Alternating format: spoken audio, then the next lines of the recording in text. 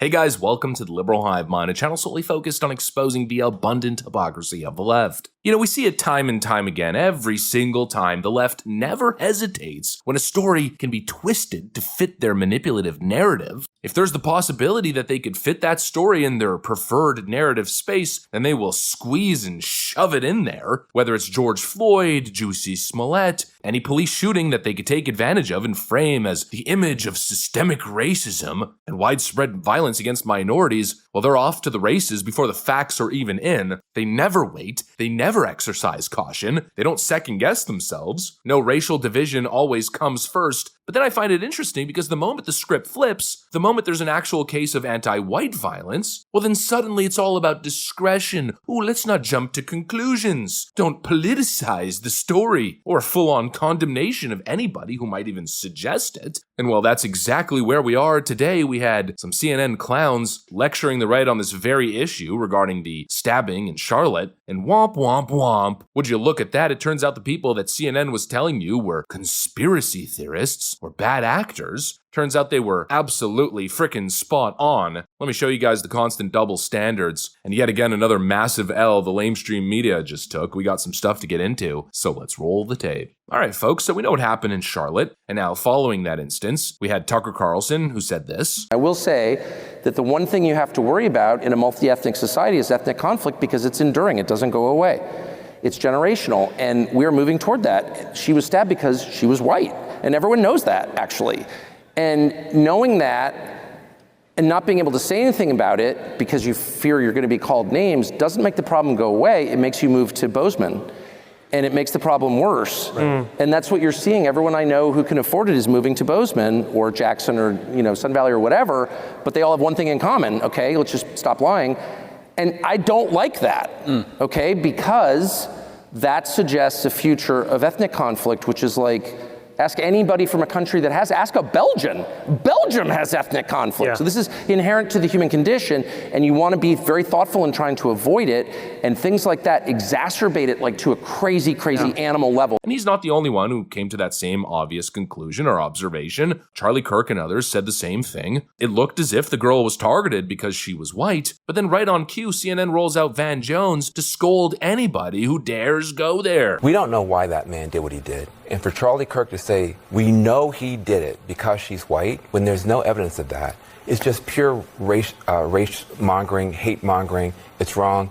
Then he says that if something like that had happened the other way, there would be sweeping changes imposed on society. We don't know how to deal with people who were hurting in the way this man was hurting. Hurt people. What happened was horrible, but it becomes an opportunity for people to jump on bandwagons. And then for someone like Charlie Kirk, he should be ashamed of himself. No one mentioned the word race, white, black, or anything except him. And now you know exactly where this is going. Turns out they were right. Because now we've got the CCTV audio, and the suspect can be heard saying, quote, "I got the white girl."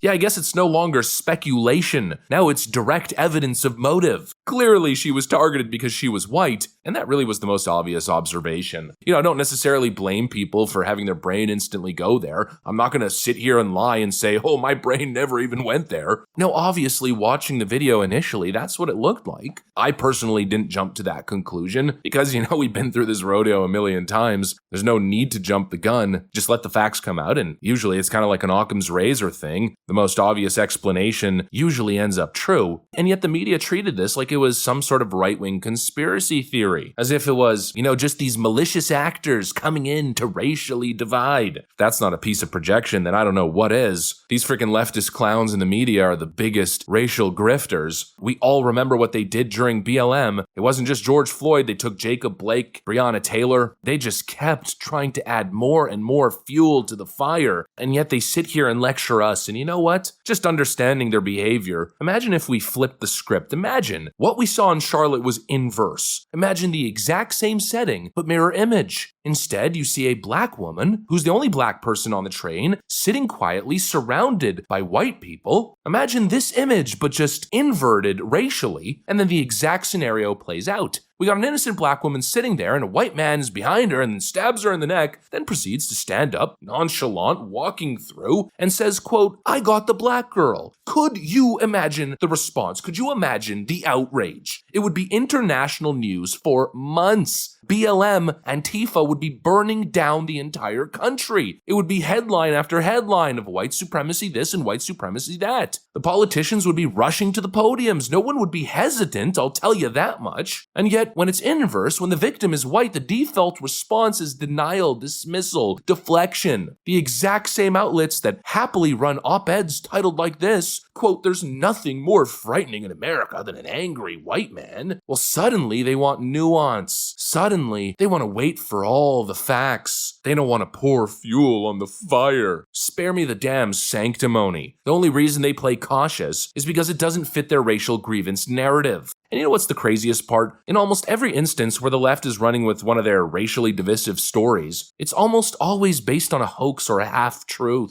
I mean, we all remember the amount of attention that they paid to Juicy Smollett, right? Which was the most obvious hoax. Well, they didn't wait for the facts in the police investigation then, now did they? No. They put him straight in front of a camera and did all their sob story long-form interviews. They allowed him to cry in front of the camera and then lectured America about how Donald Trump had taken the country into such a deeply dark place. So many of these BLM martyrs were built on lies. Lies that the Democrats didn't want to fact check. No, the mainstream media didn't care about validating the story or getting it right. No, they were trying to do exactly what they're accusing Charlie Kirk and Tucker Carlson of. But now here we go again, another real example of anti-white hate. The facts back it up, and the media, they just didn't want to go there. And trust me, they still don't want to go there. They don't even want to give this the light of day. They want to shove it under the rug. Just speaking of Juicy Smollett and the rest of these BLM martyrs, the New York Times, for instance, which is supposed to be the premier outlet of journalism in America, they wrote hundreds of stories on all of those characters, and now this poor Irina Zarutska girl, they haven't written a single article as of yet. Maybe after I've released this video, but as I'm recording it, zero, nothing, zero coverage. It's been days. Doesn't fit the narrative, obviously, because a white person was the victim. The double standard couldn't be clearer. This is the leftist worldview. White people can never be the victims of hate. They've adopted this insane idea that racism is not racism. No, actually, it's an equation. It's power plus prejudice. Of course, a twisted definition that basically means you can't be racist towards white people. And that's basically what rules. It's the most despicable double standard, and it's on display each and every single time in these instances. And here's a question. How does Van Jones even have a job? It's crazy to think that so many bad actors and incompetence can rise to such prominent positions of success and relevance, but I guess that's just the world that we live in. Anyways, that's what I got for you guys. Hopefully you enjoyed it. Thanks for watching, and I'll see you on the next one.